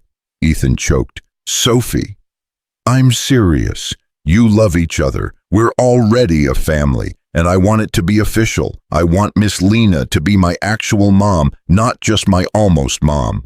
Lena's eyes went wide. Sophie, that's... I know it's a lot, but Daddy always says, if you know something's right, you shouldn't wait. And this is right. I know it is. Don't you know it too? Ethan looked at Lena. Lena looked at Ethan. All the fear, all the hesitation, all the walls they'd built to protect themselves, it all fell away. Yeah, Ethan said softly. Yeah, I know it. Me too, Lena whispered. Sophie beamed. So is that a yes? Are you getting married? I haven't actually asked her yet, Ethan pointed out. So ask her. Here in the airport. Yes, here now. Ethan laughed, shook his head, then dropped to one knee right there in the arrivals terminal. People were staring. He didn't care. Lena Carter, he said, I don't have a ring. I don't have a fancy speech prepared, but I have this. He gestured to himself and Sophie. And I know that life with us won't always be easy. There'll be broken cars and burned dinners and arguments about the thermostat. There'll be school plays and coffee that's too strong and Sophie's endless question. There'll be normal days and hard days and days when we wonder how we got so lucky. His voice cracked. But if you'll have us, if you'll officially make this weird, wonderful family complete, I promise to show up every single day. I promise to fight for you the way you fought for yourself. I promise to make you coffee and hold you when you're scared and remind you that you're home. So what do you say? Will you marry me? Lena was full-on sobbing now. Yes, yes, yes, 1,000 times yes, Sophie whooped. The crowd around them applauded. And Ethan stood up, pulled Lena into his arms, and kissed her while Sophie danced around them with the banner. We're gonna be a real family, Sophie sang. A real, actual, official family. We already were, Lena said, pulling Sophie into the hug, but now it's legally binding. That's the most unromantic thing you've ever said, Ethan teased. I'm a paralegal. Legal binding is romantic to me. They laughed and cried and hugged some more. Then they walked out of the airport together, three people who'd found each other in the worst possible circumstances and somehow turned it into the best possible life. The months that followed were a blur. They planned a small wedding, just close friends, and Sophie as maid of honor. Officer Martinez stood as Ethan's best man. Agent Chen flew in to attend, telling Lena she'd never been prouder of a witness. The ceremony was in the shop, because of course it was.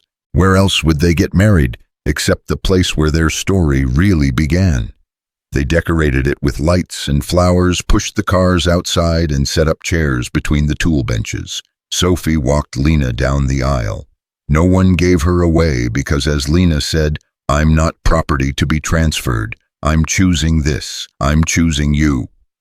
When they exchanged vows, Ethan's voice shook. "You showed up when the world turned its back on you. You showed up when it would have been easier to run, and you taught me that showing up, really showing up for the people you love, is the bravest thing anyone can do. I promise to always show up for you." Lena's vows were simpler. "You saw me, not the victim, not the woman running, not the person I used to be. You saw the person I could become, and you believed in her before I did. I promise to always see you too, to show up when you need me, to be home." They kissed to thunderous applause. Sophie threw so much glitter it would be finding its way into engine parts for months. At the reception held in the parking lot because the shop was too small, Sophie gave a speech. "I was 7 when my mom died," she said into the microphone, her voice clear and strong, "and I thought that was it. I thought I'd never have a mom again, but then Miss Lena walked into our lives scared and brave and needing help, and Daddy helped her and she helped us, and somewhere along the way we all stopped being broken pieces and started being a family." She looked at Lena. "You're not replacing my mom. Nobody could. But you're giving me something I thought I'd lost forever, someone to call mom who loves me and shows up and teaches me how to be brave. So thank you. Thank you for staying. Thank you for fighting. Thank you for being my Miss Sunshine." There wasn't a dry eye in the parking lot. That night, after all the guests had left, and they'd cleaned up the glitter and the plates and the evidence of celebration, the three of them sat in the empty shop. Sophie had fallen asleep on a bench, exhausted from dancing and excitement. Ethan and Lena sat beside her, hands clasped, rings catching the light. "Think we'll ever tell her the whole story?" Lena asked quietly. "How we really met, how close it all came to going wrong. She knows the important parts, that sometimes heroes don't wear capes. Sometimes they just ask the right question at the right time. Daddy, can we help her?" Yeah, that question changed everything. Lena leaned her head on his shoulder. "I used to think I was running toward safety, toward survival, but I was really running toward this, toward you and Sophie and home. You found it. We found it together." Outside Chicago hummed with its usual chaos, cars, honking, people shouting, sirens in the distance, life churning forward in all its messy glory. Inside Moore's Auto Repair, 3 people sat together in the quiet, and everything was exactly as it should be. Sophie stirred, mumbled something in her sleep. Lena gently brushed hair from her face, and Ethan was struck by how natural it looked. How right. "You know what the best part is," Lena whispered. "What?